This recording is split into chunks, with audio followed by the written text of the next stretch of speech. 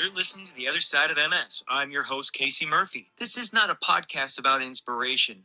This is a space for truth, the kind that is often left outside of brochures and fundraising slogans. Here at The Other Side of MS, we don't tell stories for people living with multiple sclerosis.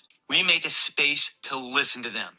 We honor the full, messy, complicated realities of MS, the invisible symptoms, the emotional toll, the grief, the rage, the resilience that doesn't always come with a smile. Our guests aren't heroes because of MS, they're whole people in spite of it.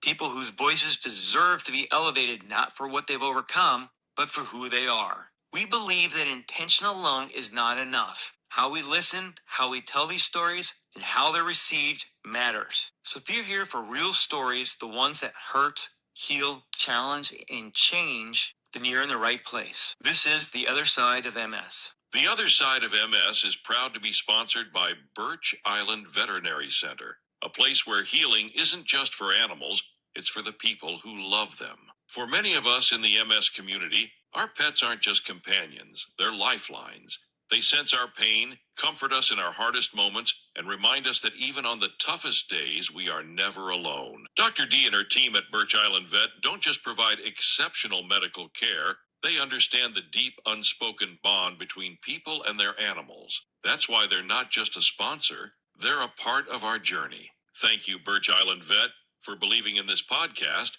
and for supporting a community that knows the power of unconditional love. To learn more about their compassionate, fear-free approach to veterinary care, visit .com or call them at 904-717-6840. And now back to our show. Liam, welcome to the show.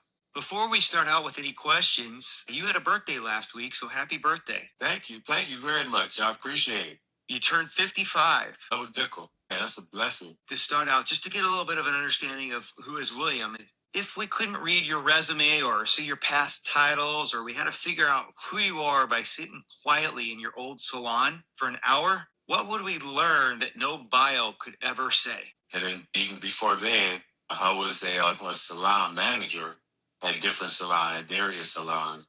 Years even before then, I had a recording studio. I didn't do video then like I do now, but I was just doing audio recording. I had jingles that was on the radio. It was pretty frequent. It was pretty cool. It was pretty cool. So you were sort of like the Charlie Sheen from Two and a Half Men who wrote the jingles. Yeah. Character's name in that show. Exactly. It was so beautiful because I used to work at the hair salon, so it was a nice little link. I used to work there, and then I used to do the jingles that they go on the radio. So it was pretty cool. That's awesome. Yeah. Were there any national jingles that we would know? No, not that you would know. I did for various salons, not just one salon. A beauty supply store, another hair salon before. But that's it. It wasn't national. And this was all in the Cleveland area. Yeah, but they were on the radio, and I was getting I was getting royalties from my ASCAP. I was getting royalties from ASCAP every time they would play on the radio. That's awesome. Yeah. Yep. And then MS comes along, it takes away the ability to run your salon, or at least to do some of the things that you've done, because with MS, now you have some functions of your body that can no longer work the way that they did before, and it's a little bit of a risk for everyone. Exactly. I thought I was going to beat MS. When they told me I had MS diagnosed in 2008, I always had in my head, you know what, I'm just going to work out. I'm going to drink a little more water. I'm going to try to eat better. Beat this thing they call MS. It didn't happen. It's not possible as I see now. But it's good to keep hope alive, I tell you that. It is good to keep hope alive. And we know the mission of the National MS Society says we will cure MS within our lifetime. There you go. That's a pretty bold statement. Yeah, I love it too. But it's only for the warriors. Like you said, like you started off a second saying, this is what the warriors, the one that's going to stand there and fight. That's right. And the MS warriors, and there's so many MS warriors out there. When you were first diagnosed, this was back in 2008, you originally thought it was a stroke. And you were 2 years not knowing. So what were those 2 years like? I was limping around Cleveland, Ohio, Casey, for about a good year and a half, probably about, before I went and got a professional diagnosis. So I just thought, because I heard from people on the street told me that I guess I have a symptom of having a stroke. So I pretty much just put my head like, wow. I might have had a stroke, especially after I heard that people have strokes every day and don't even know it. I said, wow. I said, I probably had a stroke. It's crazy to say, but I was probably walking around for about a year and a half with that assumption before I went and got a professional diagnosis. 2008. There was a scary, life changing. I went into the doctor's office and they did all this tests and all this scans and everything. He said, I got some good news for you and some bad news. So the good news is that you didn't have a stroke.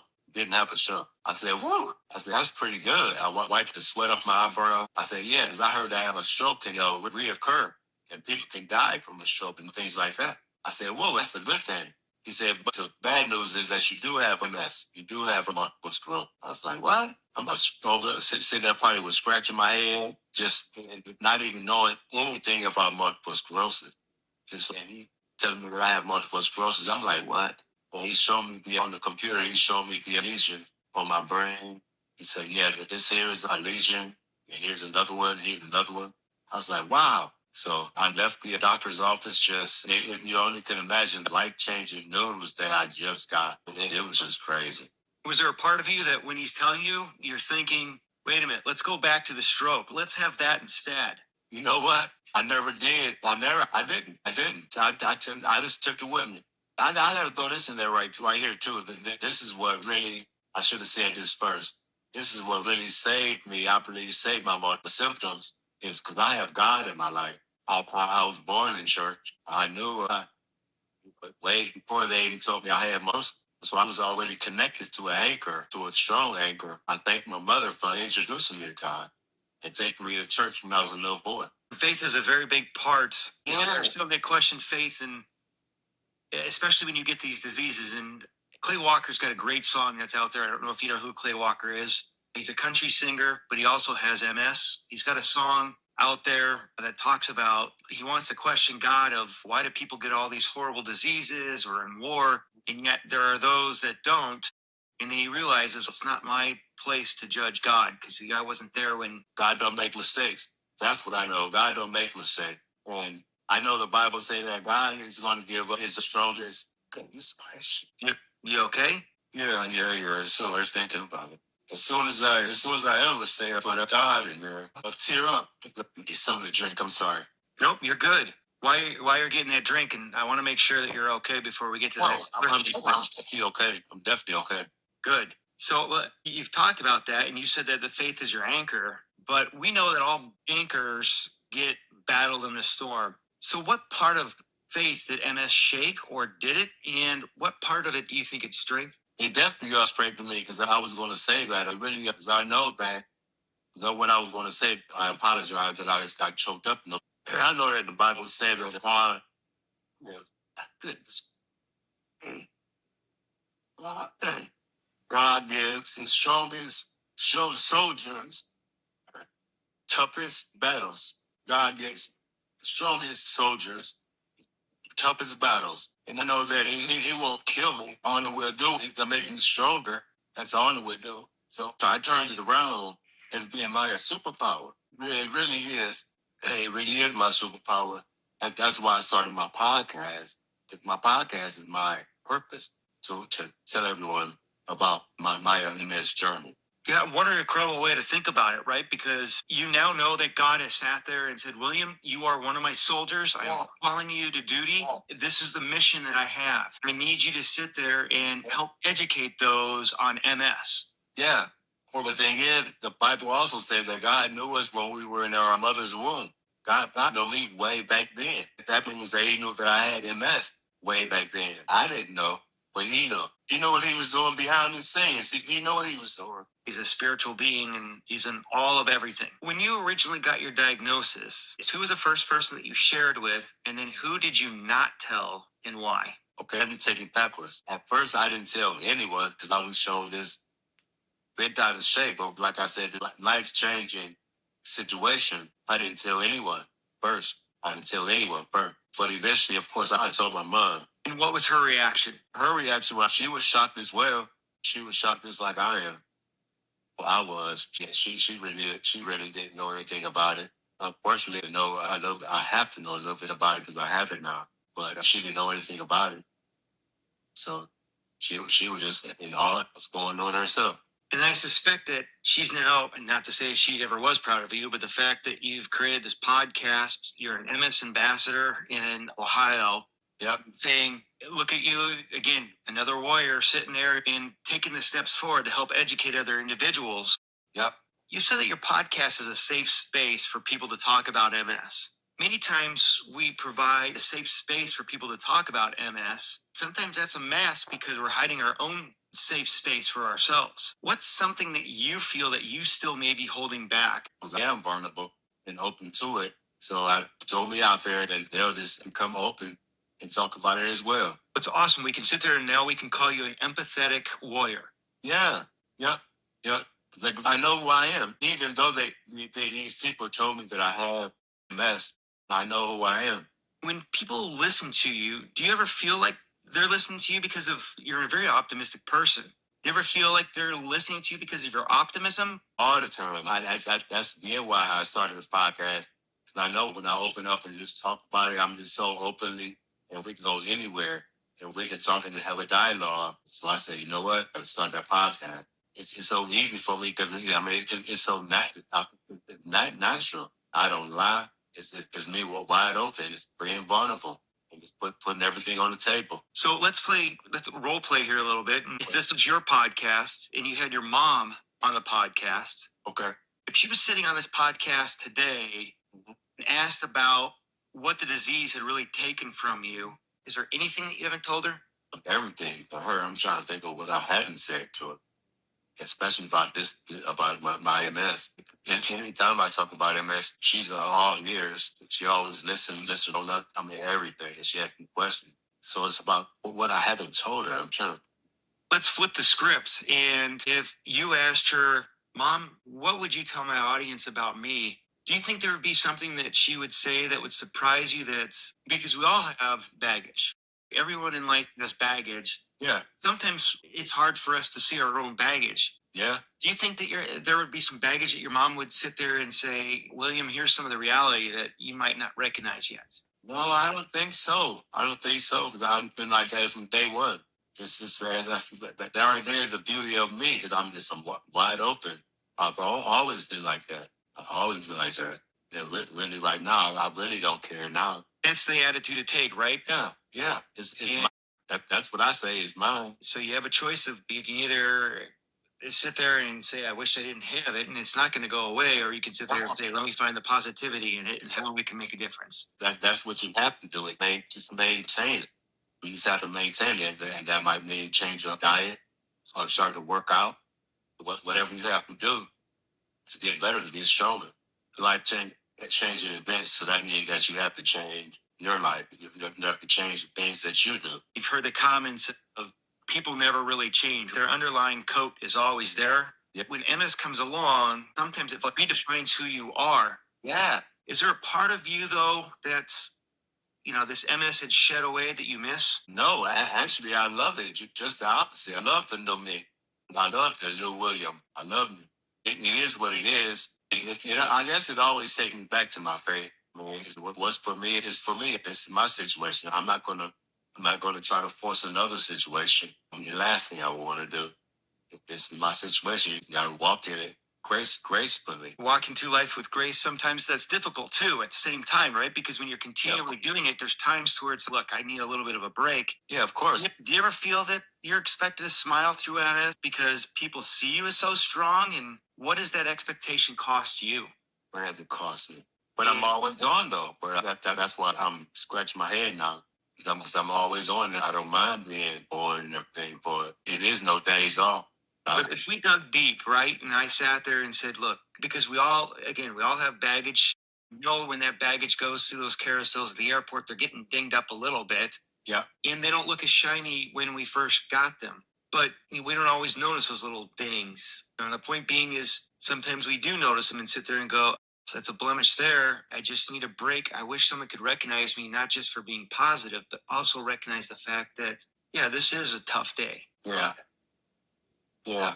You have those days where it's stop sitting there and saying I'm such a positive person because Casey, I'm not gonna lie to you. I'm still over here and scratching my head because I really and truly don't. I have those days and I don't mind it. I don't mind it because it's not a facade that I'm putting on or anything.